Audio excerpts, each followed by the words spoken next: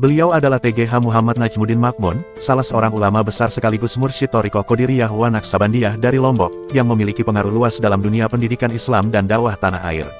Beliau juga diketahui sebagai salah seorang guru spiritual dari Al-Maghfurlah Abuya Uci Turtusi Cilongok, yang sempat membayat Abuya Uci, dan berkata bahwa kelak muridnya itu, akan menjadi gunung rinjaninya Pulau Jawa, yang menyatukan arah timur hingga barat, serta akan menjadi pelita yang menerangi wilayah Banten dan sekitarnya dengan ilmunya. Sebuah ucapan yang menggambarkan bahwa sosok Abuya Uci ini, kelak akan menjadi ulama besar, yang disegani dan dihormati oleh banyak kalangan. Dan akhirnya ucapan itu pun jadi kenyataan.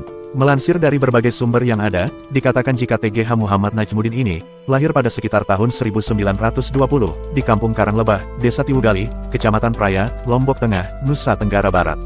Ada pendapat lain yang menyebutkan bahwa, beliau lahir pada tahun 1925 dengan nama asli Ma'arif. Beliau sendiri adalah putra dari TGH Makmun bin Abdul Wahid dan Nyai Haja Inak Syarifah. Ayah beliau ini, adalah seorang ulama terkemuka dan juga guru Thariqah Qadiriyah wa Naqsabandiyah, yang memiliki pengaruh besar di zamannya. Sosok TGH Najmuddin Makmun ini, beliau bukan satu-satunya anak dari TGH Makmun yang menjadi ulama. Hampir seluruh saudara kandungnya, juga dikenal sebagai tokoh agama, seperti TGH Abdul Hamid Makmun, TGH Holil Makmun, TGH Idris Makmun, dan TGH Muhsin Makmun. Hal ini menunjukkan bahwa, keluarga mereka adalah keluarga besar ulama yang berperan dalam dakwah Islam di Lombok. Sejak kecil, TGH Najmuddin ini, dikenal sebagai anak yang sering sakit-sakitan.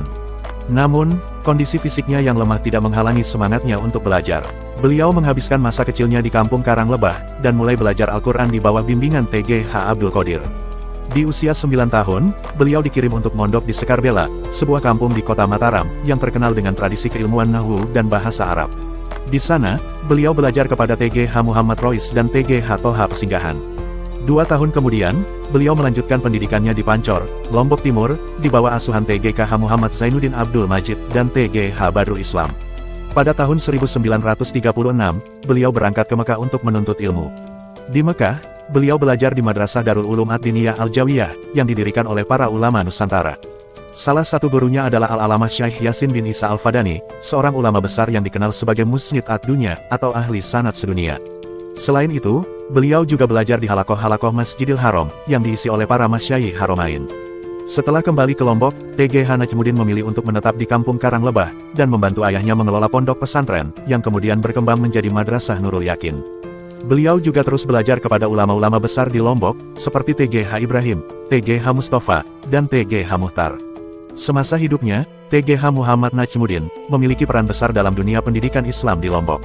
Beberapa kontribusinya antara lain, mendirikan perguruan Darul Muhajirin pada tahun 1971, mendirikan Madrasah Nurul Yakin Karanglebah, mendirikan pendidikan guru agama PGA Darul Muhajirin, mendirikan SMA dan SMP Darul Muhajirin, menginisiasi pendirian PAUD dan TK Islam Darul Muhajirin, berperan dalam pembangunan beberapa masjid dan madrasah di Lombok Tengah, memugar cagar budaya Sasak Lombok seperti Keraton Pejandik dan Makam Raja Sriwe, menulis berbagai kitab, dan sebagainya. Beliau juga tercatat aktif dalam dunia organisasi Islam, sejak periode tahun 1971 sampai tahun 1982. Yang mana beliau ini, sempat terlibat dalam pengembangan organisasi Nahdlatul Wathon. TGH Muhammad Najmuddin sendiri, wafat pada tanggal 18 Juni tahun 2013 silam. Beliau dimakamkan di Kompleks Pondok Pesantren Darul Muhajirin, Karanglebah, Lombok Tengah, tempat yang menjadi pusat perjuangannya dalam mendidik generasi Islam. Kepergiannya meninggalkan duka mendalam bagi para santri, ulama, dan masyarakat Lombok. Namun, warisan ilmu dan perjuangannya tetap hidup dalam lembaga-lembaga pendidikan, serta para murid yang terus menyebarkan ilmunya.